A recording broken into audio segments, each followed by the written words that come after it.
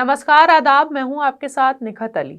अगर मुझसे पूछा जाएगा कि अपने पूरे कार्यकाल में मैंने सबसे अहम फैसला कौन सा लिया है, तो वो निश्चित रूप से बुलडोजर न्याय के खिलाफ वाला फैसला होगा। दोस्तों, ये वो अल्फाज है जो chief justice of India B R. Gavai ने भाजपा के अन्याय वाले बुलडोजर न्याय के लिए अपने विदाई कार्यक्रम में बोली। आप सीजेआई बी.आर. गवई को सुनिए एक बार। One of the most important judgments that I consider with regard to importance of rule of law, I would be satisfied that we could deliver the said popularly known as bulldozer justice or demolition justice. लेकिन क्या CJI B R. Gavai के फैसले की कोई अहमियत भाजपा सरकार ने रखी है? दोस्तों, इस वक्त देश के हजारों लोग बेघर हो चुके हैं। इस सर्दी में लोगों को ठिठुरने के लिए घर से बाहर निकाल दिया गया है।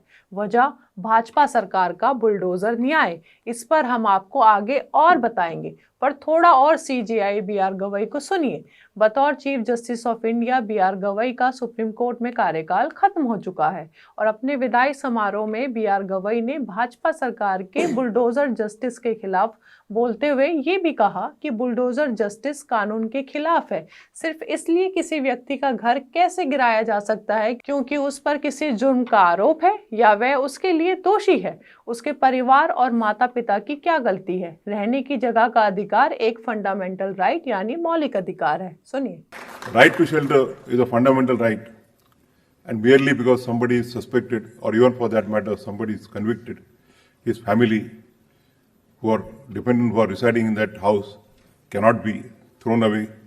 Their houses cannot be demolished. अब सीजेआई बी.आर. गवई के इस फैसले का भाजपा सरकार ने कितना मान रखा है और कैसे उसे बुलडोजर के नीचे हर रोज कुचला जा रहा है, इस खबर से समझिए। हजारों लोग इन दिनों सड़कों पर आ गए हैं। गुजरात के अहमदाबाद से खबर देखिए। यहाँ पर बुलडोजर की एक कार्रवाई में 1000 से ज्यादा लोग बेघर हो चुके हैं। 925 मकानों को एक ही बार में तोड़ दिया गया है, जिसमें लोग 50 सालों से रह रहे थे।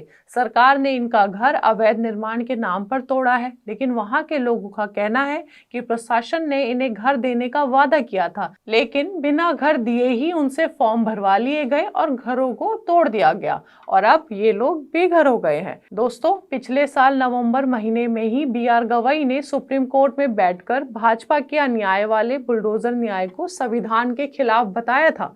किसी इंसान का घर उसका मूल अधिकार बताया था। अवैध निर्माण के नाम पर बुलडोजर चलाने पर भी कई नियम बनाए थे, जिसमें साफ साफ कहा गया था कि पहले नोटिस दिया जाए, व्यक्ति को जवाब देने का पूरा मौका मिले, सरकारी कागजात नक्शे में साफ लिखा हो कि निर्माण वाकई अवैध है, अपील करने का भी मौका दिया जाए। इन सब के बिना तोड़ना गैर कानूनी माना जाएगा। लेकिन अहमदाबाद में तोड़े गए घरों में रहने वाले लोगों का कोर्ट में दाखिल की गई याचिका में कहना है कि कानूनी प्रक्रिया और नियमों का पालन किए बिना ही तोड़फोड़ की जा रही है। अब इन तस्वीरों से अंदाजा लगाइए कि मूल अधिकारों को कैसे रौंदा जा रहा है। CJI B R. गवई ने अपनी विदाई समारोह में वो बात भी दोहराई जो पिछले साल बुलडोजर पर फैसला देते हुए उन्होंने कहा था कि सिर्फ आरोपी होने का मतलब ये नहीं कि सरकार उसका घर तोड़ दे। किसी आदमी पर अपराध का आरोप लग जाए तो उसका घर बिना कोर्ट की सुनवाई और बिना उचित प्रक्रिया अपनाए तोड़ देना कानून के खिलाफ है। लेकिन संवैधानिक बातें भाजपा सरकार के सामने क्या हैसियत रखती है, ये आप और हम दोनों समझते हैं।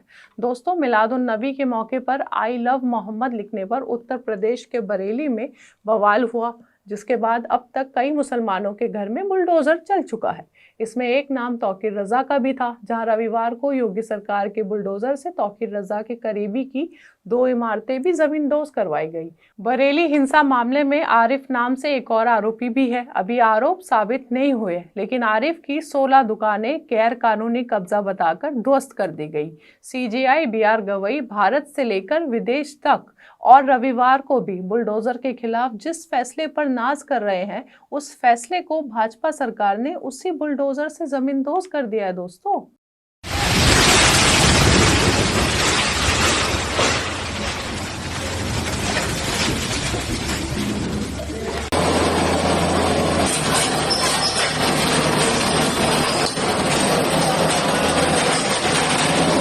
जिन बिहार के लोगों का वोट पाने के लिए पीएम मोदी दिन रात एक कर रहे थे, अब सरकार बनते ही उन्हीं लोगों की रातें भी काली कर रहे हैं जिन महिलाओं को 10-10 हजार बांटने का प्रचार पूरे चुनाव में किया। आज वही महिलाएं सड़कों पर आ गई हैं, बेघर और बेबस है, रो रही हैं क्योंकि उनका घर बुलडोजर से मलबे का ढेर बना दिया गया है।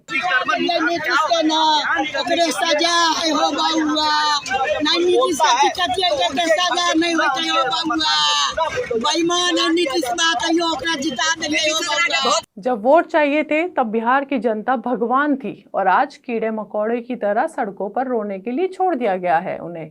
दोस्तों, इस वक्त पूरे देश में जगह जगह बुलडोजर की कार्रवाई हो रही है। उत्तराखंड हो, उत्तर प्रदेश हो, बिहार हो, गुजरात हो या दिल्ली हो, अगर सरकार का दावा है अवैध निर्माण हटाने के लिए लोगों के घर को ढहाया जा रहा है तो उसके बदले क्या इन्हें कहीं और घर दिया जा रहा है?